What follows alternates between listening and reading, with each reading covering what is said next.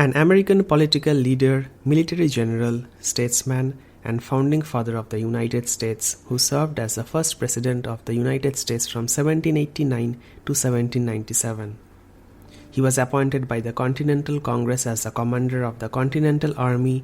He led the Patriot forces to victory in the American Revolutionary War and presided at the Constitutional Convention of 1787, which established the Constitution of the United States and the federal government. He had been called the Father of the Nation for his manifold leadership in the formative days of the country. Hello and welcome to UPSC History View. Today, let's learn about the military and political career of George Washington before the American Revolution. Traditions of John Washington's feats as Indian fighter and Lawrence Washington's talk of service days helped imbue George with military ambition. Just after Lawrence's death, Lieutenant Robert Dinwiddie appointed George adjutant for the Southern District of Virginia at £100 a year in November 1752. In 1753, he became adjutant of the Northern Neck and Eastern Shore.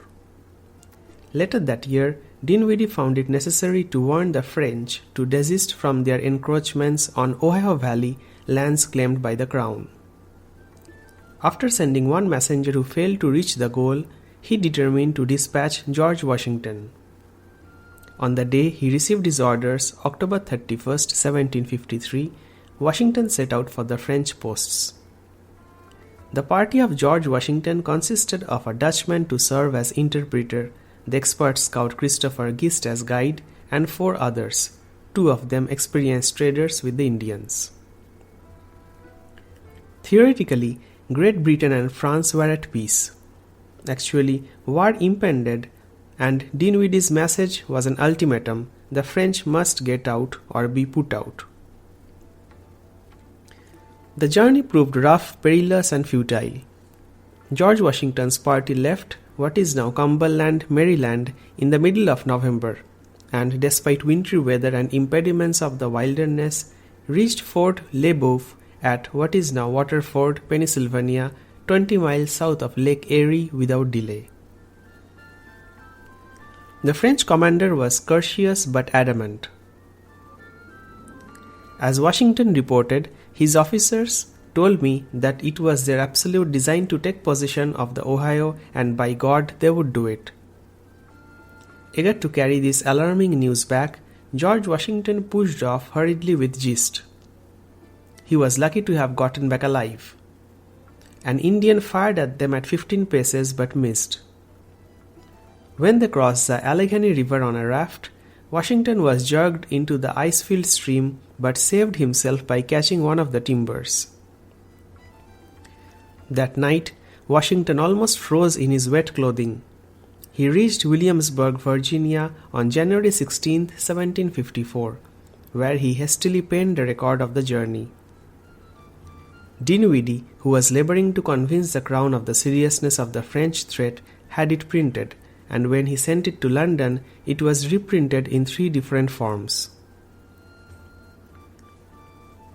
The enterprising governor forthwith planned an expedition to hold the Ohio country. He made Joshua Fry colonel of a provincial regiment, appointed George Washington lieutenant colonel, and sent them to recruiting troops. 2 agents of the Ohio Company, which Lawrence Washington and others had formed to develop lands on the upper Potomac and Ohio rivers, had begun building a fort at what later became Pittsburgh, Pennsylvania. Dinwiddie, ready to launch into his own war, sent Washington with 2 companies to reinforce this post. In April 1754, the lieutenant colonel set out from Alexandria with about 160 men at his back. He marched to Cumberland only to learn that the French had anticipated the British blow. They had taken possession of the fort of the Ohio Company and had renamed it Fort Duquesne. Happily, the Indians of the area offered support. Washington therefore struggled cautiously forward to within about 40 miles of the French position and erected his own post at Great Meadows, near what is now Confluence, Pennsylvania. From this base, Washington made a surprise attack on May 28, 1754, upon an advanced detachment of 30 French, killing the commander, Colonel de Jumonville, and 9 others, and taking the rest prisoners. The French and Indian War had begun.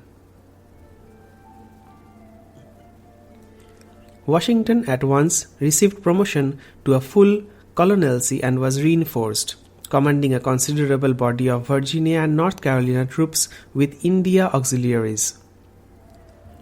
But attack of Washington soon brought the whole French force down upon him.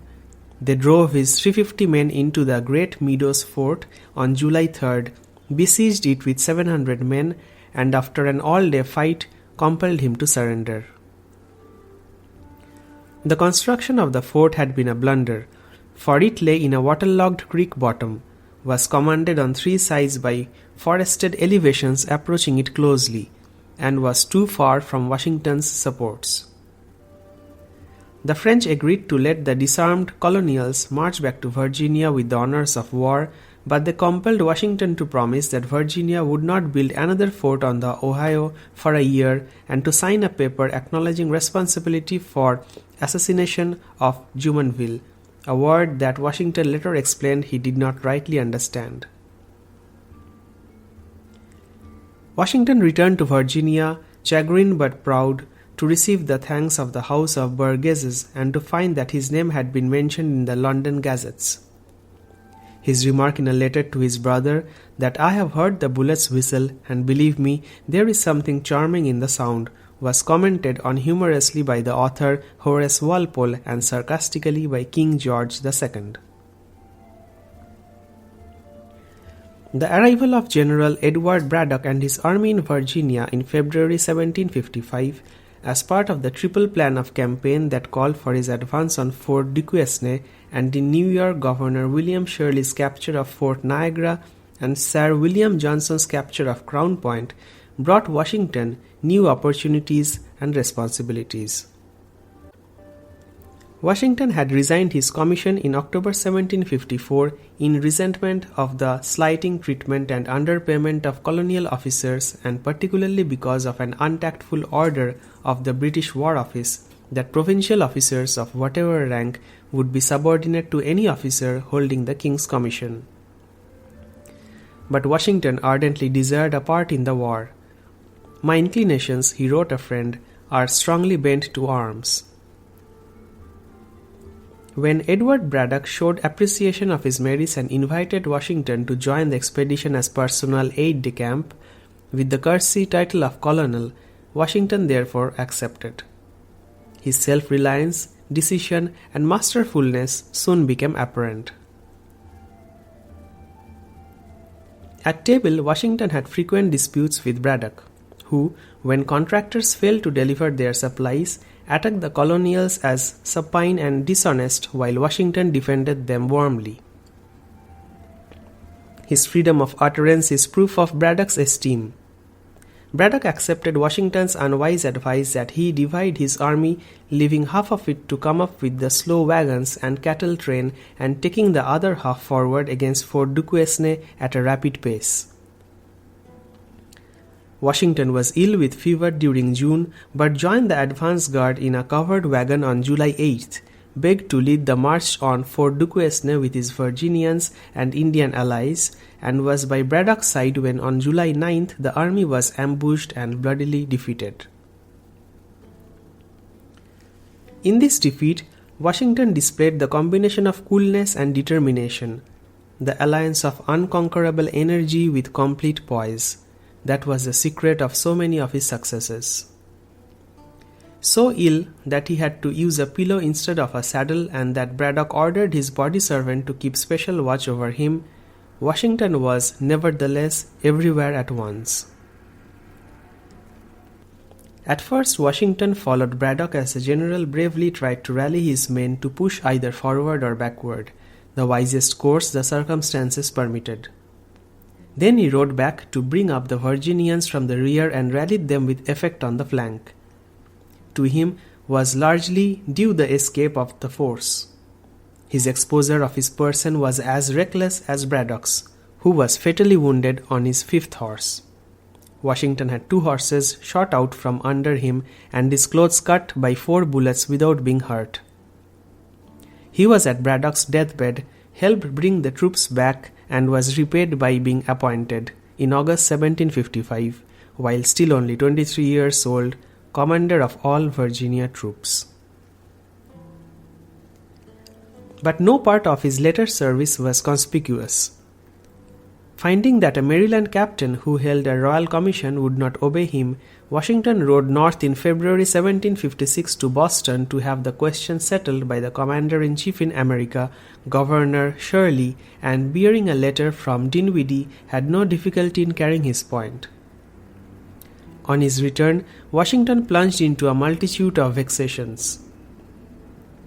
He had to protect a weak, thinly settled frontier nearly 400 miles in length with only some 700 ill-disciplined colonial troops, to cope with a legislature unwilling to support him, to meet attacks on the drunkenness and inefficiency of the soldiers, and to endure constant wilderness hardships. It is not strange that in 1757 his health failed, and in the closing weeks of that year he was so ill of a bloody flux, dysentery, that his physician ordered him home to Mount Vernon. In the spring of 1758, Washington had recovered sufficiently to return to duty as colonel in command of all Virginia troops. As part of the grand sweep of several armies organized by British statesman William Pitt the Elder, General John Forbes led a new advance upon Fort Duquesne. Forbes resolved not to use Braddock's road but to cut a new one west from Raystown, Pennsylvania. Washington disapproved of the route but played an important part in the movement. Late in the autumn, the French evacuated and burned Fort Duquesne, and Forbes reared Fort Pitt on the site. Washington, who had just been elected to the House of Burgesses, was able to resign with the honorary rank of Brigadier General. Although his officers expressed regret at the loss of such an excellent commander, such a sincere friend, and so affable a companion, Washington quit the service with a sense of frustration. He had thought the war excessively slow. The Virginia legislature had been niggardly in voting money, the Virginia recruits had come forward reluctantly and had proved of poor quality.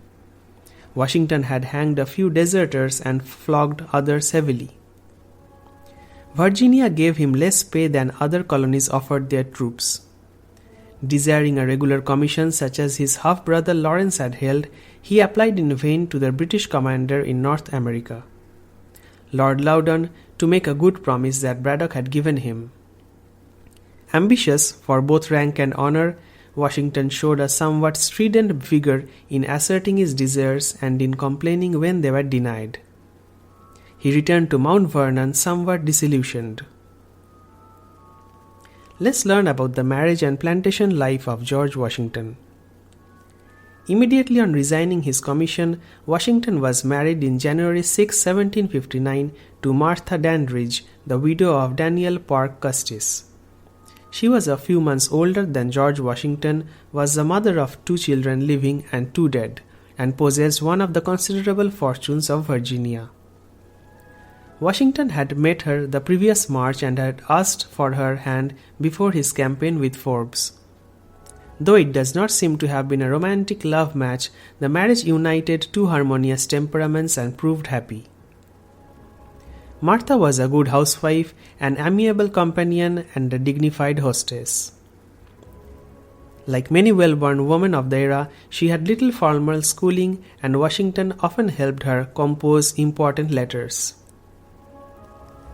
Some estimates of the property brought to Washington by this marriage have been exaggerated, but it did include a number of slaves and about 15,000 acres, much of it valuable for its proximity to Williamsburg.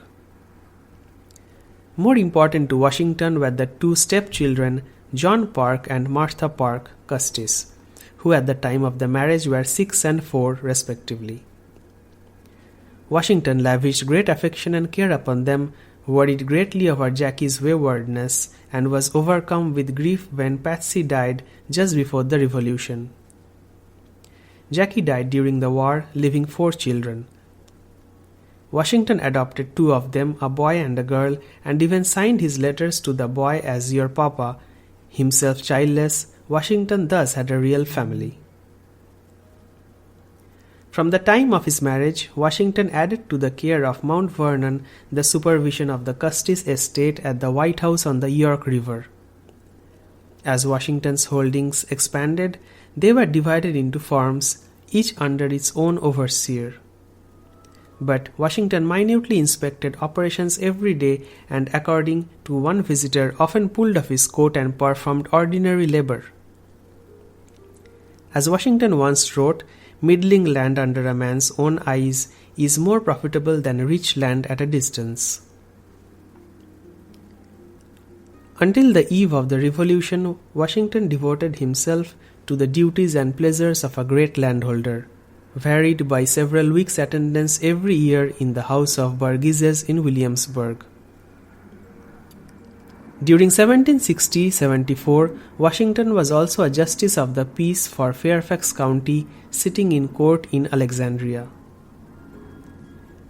In no light does Washington appear more characteristically than as one of the richest, largest, and most industrious of Virginia planters. For 6 days a week, Washington rose early and worked hard. On Sundays, he regularly attended Pohick Church, entertained company, wrote letters, made purchases and sales, and sometimes went fox hunting. In these years, Washington took snuff and smoked a pipe. Throughout life, he liked Madeira, wine, and punch. Although wheat and tobacco were his staples, Washington practiced crop rotation on a 3-year or 5-year plan. He had his own water-powered flour mill, blacksmith shop, brick and charcoal kilns, carpenters, and masons. His fishery supplied shad, bass, herring, and other catches, salted as food for his slaves. Coopers, weavers, and his own shoemaker turned out barrels, cotton, linen, and woolen goods, and brogans for all needs. In short, his estates, in accordance with his orders to overseers to buy nothing you can make yourselves, were largely self-sufficient communities. But Washington did send large orders to England for farm implements, tools, paint, fine textiles, hardware, and agricultural books, and hence was painfully aware of British commercial restrictions. Washington was an innovative farmer and a responsible landowner. He experimented at breeding cattle, acquired at least 1 buffalo with the hope of proving its utility as a meat animal, and kept stallions at stud. He also took pride in a peach and apple orchard. His care of slaves was exemplary. He carefully clothed and fed them, engaged a doctor for them by the year, generally refused to sell them. I am principled against this kind of traffic in the human species, and administered correction mildly. They showed so much attachment that few ran away. Washington meanwhile played a prominent role in the social life of the Tidewater region. The members of the Council and House of Burgesses, a roster of influential Virginians, were all friends. Washington visited the Beards of Westover, the Lees of Stratford, the Carters of Shirley and Sabine Hall, and the Lewises of Warner Hall. Mount Vernon often was busy with guests in return. Washington liked house parties and afternoon tea on the Mount Vernon porch overlooking the Grand Potomac. He was fond of picnics, barbecues, and clambakes, and throughout life he enjoyed dancing, frequently going to Alexandria for balls. Cards were a steady diversion, and his accounts record sums lost at them, the largest reaching nearly £10.